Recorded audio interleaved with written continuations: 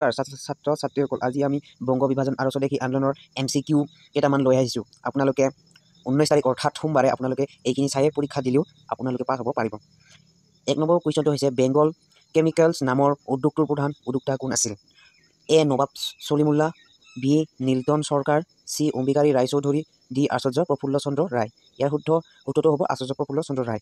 মই এতিয়া বহুত দীঘল হ'ব এনেকৈ কৈ নাযাওঁ, জাষ্ট কুৱেশ্যনটো মাতি দিম আৰু তোমালোকে এনচাৰটো চাই যাবা। 2 নম্বৰটো হৈছে বংগদেশৰ একত্ৰীকৰণত কেতিয়া হৈছিল? ইয়াৰ উত্তৰটো হৈছে চি 1911 চনৰ 11 ডিচেম্বৰত। ডি ডন পত্ৰিকাৰ সম্পাদক কোন আছিল? ইয়াৰ উত্তৰটো হ'ব বি সতীশ চন্দ্ৰ মুখোপাধ্যায়।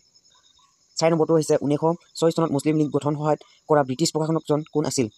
এইটো মেট্ৰিক পৰীক্ষা 2017 আহিছিল, লৰ্ড মিণ্টো। 5 নম্বৰ কুৱেশ্যনটো হৈছে কাৰ কাৰ্যালয়ত বংগ বিভাজন আঁচনিখন কাৰ্যকৰী হৈছিল? এইটোও 17 আহিছিল, লৰ্ড কাৰ্জন। স্বদেশী আন্দোলনৰ সময়ত কোনখন কাকত প্ৰকাশ হৈ আছিল? যুগান্তৰ, বি। 7 নম্বৰ কুৱেশ্যনটো হৈছে যুগান্তৰ পত্ৰিকাখনৰ সম্পাদক কোন আছিল? ডি ভূপেন্দ্ৰনাথ দত্ত। 8 নম্বৰ কুৱেশ্যনটো হৈছে বংগ বিভাজন কোনগৰাকী ভাইচৰয়ৰ শাসনকালত সংঘটিত হৈছিল? Lord Nathaniel Curzon.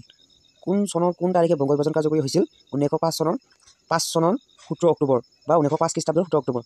10 নম্বৰ কুৱেশ্যনটো হৈছে বন্দনী ভাৰত নামৰ নাটকখনৰ ৰচক কোন? অম্বিকাৰী ৰায়চৌধুৰী। এইটো আপোনালোকৰ মষ্ট ইম্পৰ্টেণ্ট কুৱেশ্যন। বংগদেশত জাতীয় শিক্ষা পৰিষদ নামৰ অনুষ্ঠানটো কেতিয়া গঠন হৈছিল?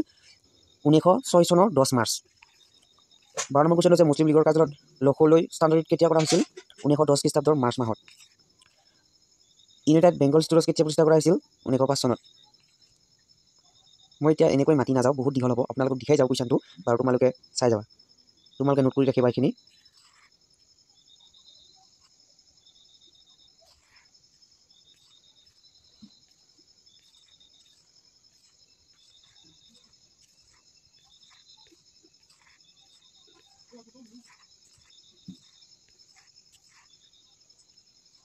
এইবাৰ নেক্সট আহিছে মহাত্মা গান্ধী আৰু ভাৰতৰ স্বাধীনতাৰ সংগ্ৰাম।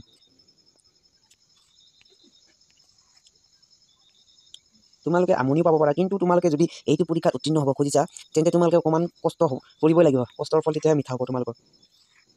আৰু তোমালোকে যিমানখিনি কুৱেশ্যন জানা বা তোমালোকে নিজে পঢ়ি গৈছা, মনত আছে সেইকেইটা আগতে লিখিবা। তাৰপিছত তোমালোকে কিন্তু নৰা কুৱেশ্যনক এৰি থৈ নাহিবা। তোমালোকে যেনে তেনে নহয় তাৰ যিকোনো এটা অনুমান লৈ সেই কুৱেশ্যনটো এনচাৰটো লিখিবলৈ চেষ্টা কৰিবা। আনক সোধাটো ইমান দৰকাৰ কথা নহয়। MCQটো জনাটো আপোনালোকে ঠিক শুদ্ধ উত্তৰটো দিব, আৰু আপোনালোকে জানেই আপোনালোকৰ OMR sheet থাকে, যিহেতু তাত শুদ্ধটো দিয়াৰ বা অশুদ্ধটো দিয়াৰ পিছত আৰু শুদ্ধৰাই ল'ব নোৱাৰি। ভাবি চিন্তি দিবা সেই এনচাৰটো কৰোঁতে। আৰু তোমালোকে কি কৰিবা, যিখিনি নেকি MCQ ডাইৰেক্ট তোমালোকৰ মনত আছে বা জানা সেইটোহে কৰিবা, আৰু যিটো নেকি নোৱাৰা সেইটো অকণমান পিছত কৰিবা। মানে যিকেইটা নেকি পাৰা সেইকেইটা কৰি যোৱাৰ পিছত নোৱাৰাটো হট কৰিবা। আৰু তোমালোকক কৈছোঁ লং কুৱেশ্যন এনচাৰৰ বিষয়ে কৈছোঁ অকণমান, আৰু তোমালোকে এতিয়া চাই গৈছা, ঠিক আছে। অসমত ব্ৰিটিছ বিৰোধী জাগৰণ আৰু কৃষক বিদ্ৰোহৰ MCQ তোমালোকে চাই যোৱা কেইটা।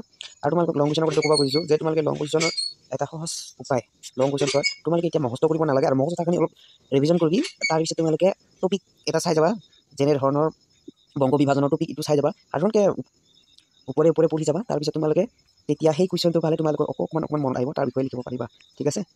আৰু তোমালোকে 100% 75% পাৰিবাই লিখিব যদি এইবিলাক MCQ সঠিক মতে চোৱা, আৰু মই কোৱাৰ মতে লং কুৱেশ্যনৰ এনচাৰবোৰ টপিক বাই টপিক যদি পঢ়ি যোৱা, ঠিক আছে। আজি ভিডিঅ'টো ইমানতে সমাপ্ত কৰিলোঁ। আপোনালোকে মোৰ চেনেলটো ছাবস্ক্ৰাইব লাইক কৰিবলৈ কিয় নকৰিব। Thank U.